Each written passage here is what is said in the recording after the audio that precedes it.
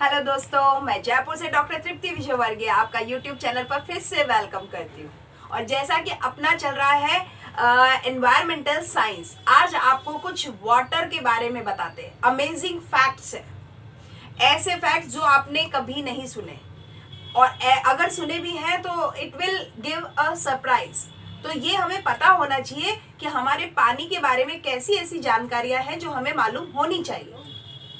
कुछ एक जानकारी आपको बताने की कोशिश करती हूँ। देखो, सबसे इंपॉर्टेंट जानकारी, मैंने एक पाई चार्ट बनाया आपके सामने, राइट। जितना भी हमारे पास में पानी है इस धरती पर, तो ध्यान देना 68.7% जो है वो ग्लेशियर्स में है, यानी पानी जमा हुआ है, बर्फ के फॉर्म में, ग्लेशियर फॉर्म में है, राइट।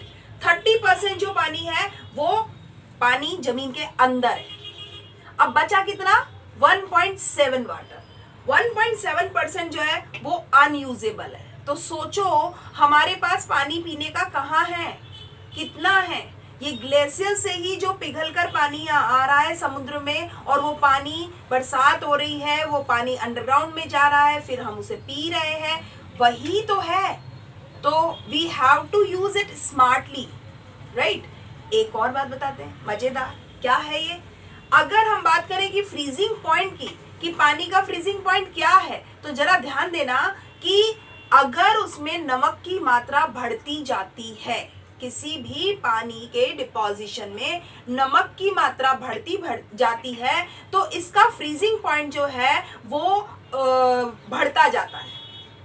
मतलब सी वाटर जो है वो -2 डिग्री पर सेंटीग्रेड पर फ्रीज होगा, अगर उसमें एवरेज लेवल ऑफ सॉल्ट जो है वो इंक्रीज हो जाता है तो, ठीक है।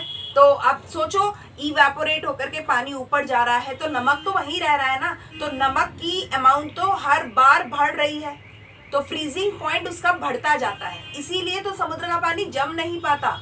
आप देखो, झीलों का पानी जम जाता है पर समुद्र का पानी नहीं जमता, यही कारण है, सॉल्टी होता है वो वाटर, राइट। अब एक और बात, 70% जो हमारे ह्यूमन ब्रेन है उसका 70% जो है वो एक्चुअली पानी है। हमारे मानव दिमाग का 70% जो है वो एक्चुअली पानी है ना। तो पानी बहुत सारा है, उसके अलावा 30% में हमारे पास में वो एक्टिवनेस या वो कैपेबिलिटी है जिसके जरिए हम अपने आप को दूसरों से डिफर बनाते हैं, राइट। आगे बढ़ो।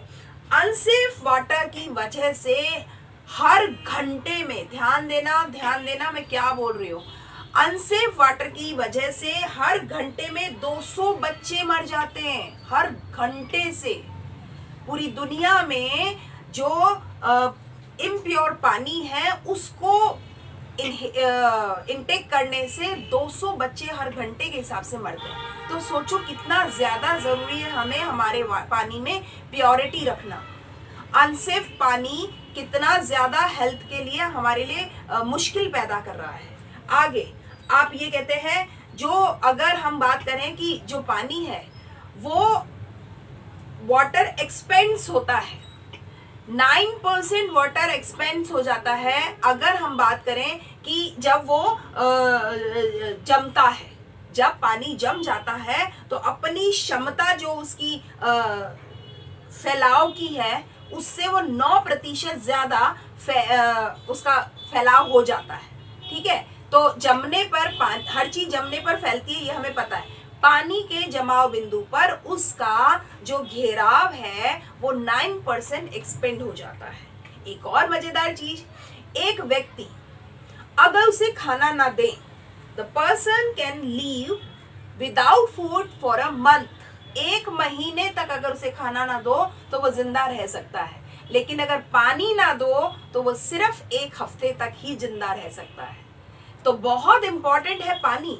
हम खाने के बगैर तो फिर भी 3 हफ्ते ज्यादा जिंदा रह सकते हैं, लेकिन अगर पानी नहीं है तो हमारी यही क्षमता 1/4 हो जाती है कि हम बहुत जल्दी डेड हो सकते हैं। तो अगर इतनी सारी बातें हमने ये बात समझी और ये हमें सोचने पर मजबूर कर रही है कि पानी कितना ज्यादा इंपॉर्टेंट हो गया है, पानी को बचाना भी, पानी को साफ रखना भी, तो जरा बात करते हैं कि हम पानी को कैसे बचा सकते हैं। पानी को खराब होने से कैसे बचा सकते हैं, दोनों अलग अलग बातें हैं। पानी का कंजर्वेशन करना और पानी को पल्यूट होने से बचाना दोनों अलग अलग बातें हैं। तो हमें स्मार्टली तो यूज करना ही होगा पानी को, ताकि कि हम उसे अपने आगे वाली जनरेशन के लिए बचा सके, साथ ही पोल्यूशन होने से भी बचाना होगा।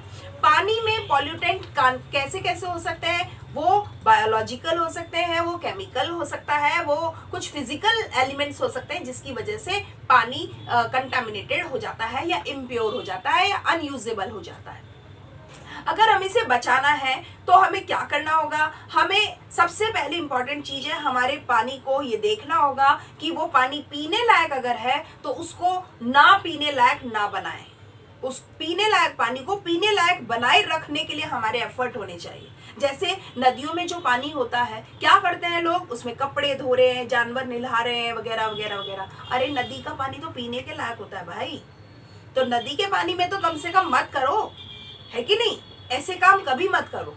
ऐसे अगर जो बरसात से हमारे पास पानी आ रहा है, अगर हम उसे इकट्ठा कर लें या इस तरह का ड्रेनेज सिस्टम डेवलप कर लें या हमारा एक अंडर टैंक इस तरीके का बनवा लें कि बरसात का पानी जो आएगा हम उसे स्टोर कर सकें। मालूम है जो हार्वेस्टिंग सिस्टम है हमारे यहाँ का, अगर इसको थोड़ा सा साउंड कर लेना, थोड़ा सा, केवल थोड़ा सा भी साउंड कर लेना, तो हम हमारे वाटर को बहुत ज्यादा प्रिजर्व कर सकते हैं। और अगर ज्यादा हमने इस हार्वेस्टिंग सिस्टम को साउंड कर लिया तो सोचो इसकी स्थिति बिल्कुल बदल जाएगी।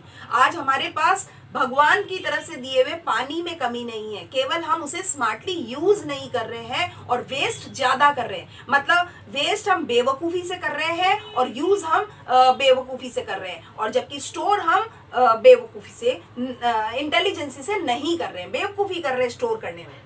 तो अगर हार्वेस्टिंग कर लिया जाए ना पानी का, तो बहुत ज्यादा इंपॉर्टेंट है कि हम इन सारी चीजों से, इस प्रॉब्लम से निजात पा सकते हैं। तो जो हमारी पानी की जरूरतें हैं उसको हम मीट कर सकते हैं अगर हमने वाटर हार्वेस्टिंग कर लिया। तो ऐसी जो हमारे डैम हैं या जो दूसरी ऐसी चीजें हैं जिससे हम पानी को बांध सके, तो जो पानी है उसको हम बांध करके ना केवल यूज कर सकते हैं बल्कि उससे बिजली भी तो बना सकते हैं।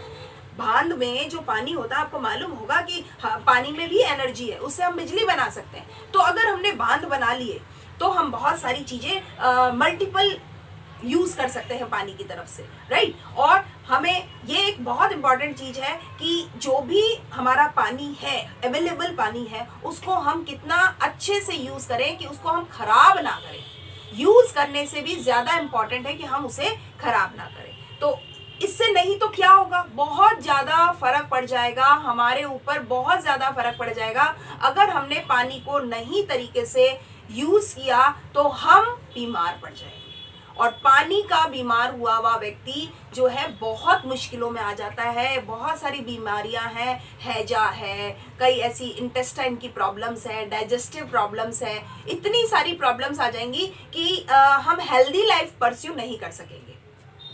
तो इसलिए बहुत ज़्यादा इंपॉर्टेंट है कि सीवेज वाटर का ट्रीटमेंट अलग तरह से किया जाए, इंडस्ट्रियल वेस्ट वाटर का ट्रीटमेंट अलग तरीके से किया जाए, और जो हमारा ड्रिंकेबल वाटर है उसका ट्रीटमेंट हम अलग तरीके से करें। ऐसे ही जो मैराइन पॉल्यूशन होता है उसको भी अगर हम रोक लें तो हमारे पानी का पॉल्यूशन कम हो सकता है। आज के लिए इतना ही। उम्मीद करती हूँ पानी के बारे में आपको कई चीजें पता चली होंगी। मैं केवल वाटर पोल्यूशन नहीं पढ़ाई हूँ, अगर आप मेरा मोटिव देखोगे ना तो मैंने आपको वाटर पोल्यूशन नहीं बताया है, बल्कि वाटर की इंपॉर्टेंस को भी साथ में लेते हुए और उसके अमेजिंग फैक्ट्स को इंक्लूड करते हुए ये क्लास मैंने आपको दी है। उम्मीद करती हूँ आपको मेरी क्लास पसंद आई होगी। Thank you for keep watching my videos regularly. Thank you.